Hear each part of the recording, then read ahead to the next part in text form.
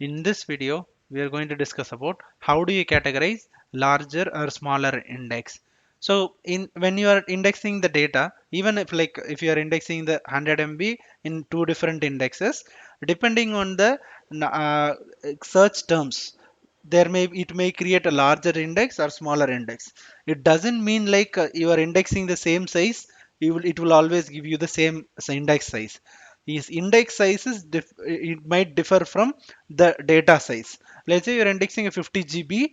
So if you have many searchable terms, for example, different keywords, different metadata, if you have it in your index, then it might be showing you as a larger index. If you have many searchable terms, the unique terms, you can say keywords.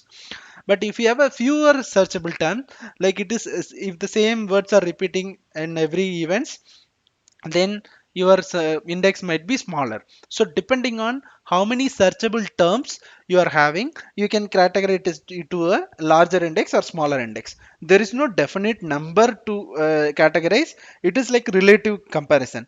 Like if it has like let's say 1,000 searchable terms, you can categorize that as a larger. Means if it has only 100 searchable terms, then you can categorize it as a fewer searchable terms. So it's a relative comparison. There is no definite number. Okay, let's say for an example, in scenario you have a e-commerce website.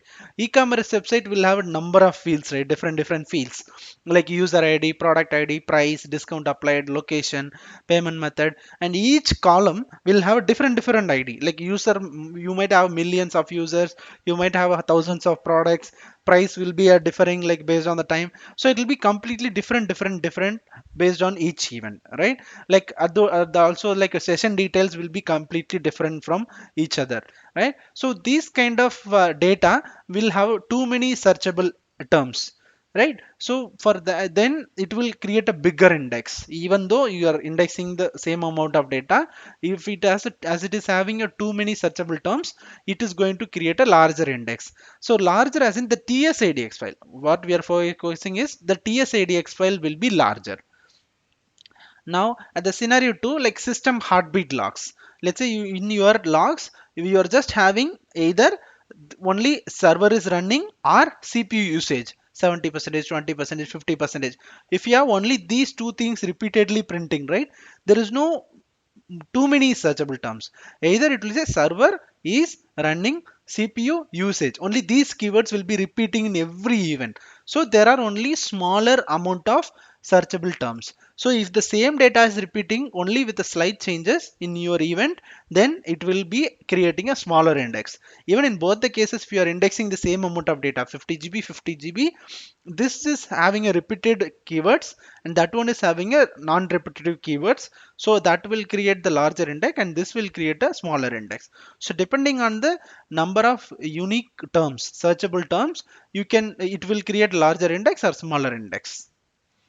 How do you estimate the index growth? Right, so this is actually one of the important topic we need to know. How do you estimate index growth? Because today, yeah, of course you are getting some sample data, and tomorrow like you need to understand how fast this is going to grow, right? Is it going to steadily grow 10 GB per day, 10 GB per day is going to increase, or how, what frequency it is going to increase, right? How do you know that? First one, index a representative sample of your data. For example, like if from your client side, get around like 1 hour data or 1 day data or 10 hours data, whatever data for particular time range, as some data and index it into your environment, test environment. And if possible, index multiple buckets, meaning in your index configuration what we saw above, you there is a default size for each bucket. Okay, so you know that bucket size, and let's say if the bucket size is 1 GB per bucket, you should index more than 1 GB data to understand how the buckets are getting created, new buckets. That is one thing. So you need to get a sample of your data. Like a representative sample means it should represent a particular scenario or particular time range, right? So that is the first step. And second step is you need to index more data so that you will get multiple buckets. And then check the size, a db connect. If you go to the indexing, like monitoring console, if you go to indexing, indexes and volumes, index detail instance. Let me go to the monitoring console, settings, monitoring console, indexing, indexing volume, and index detail instance. Next detail instance. So in this dashboard, if you go inside here, you can see the event growth. You see how much we have, how much we have it in cold, and how much the home path usage and cold path usage. You see, for this particular index, which is audit index, it in the index, overall index, it is just used 0.02 GB, and frozen age, like frozen age is this much, and 95 days data this much size utilized. For how many data, how many day of data, how much you are utilizing. So this is how you can compare. Okay, and you see the compression factor also 1.5 to 1, meaning it is 50 percentage compression is happening. Okay, so like this only you can understand the index growth. So if 95 days it consuming this much means, then 100 days how much it will consume, 1000 days how much it will consume. So like this you can manipulate it. Okay, you can calculate it.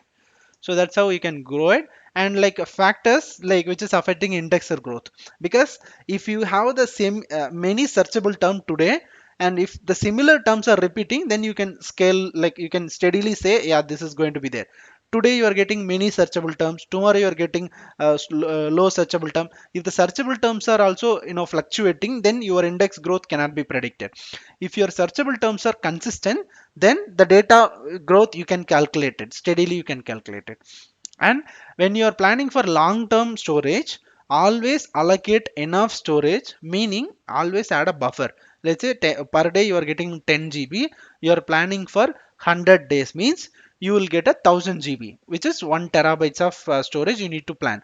When you are planning 1 terabytes, add some buffer also, like 1 plus zero point 0.5 terabytes, like 1.5 terabytes or 2 terabytes. So plan for enough storage, because unexpectedly if you get some data, you should be able to store it. So don't just exactly plan the storage, plan some capacity, like buffer as well, right? So this is how you need to estimate the growth. First index some sample data, check the size, and index more than one bucket size, and check the monitoring console to understand, and check what are how many number of searchable terms, and then add a buffer. So this is how you can calculate the indexer growth.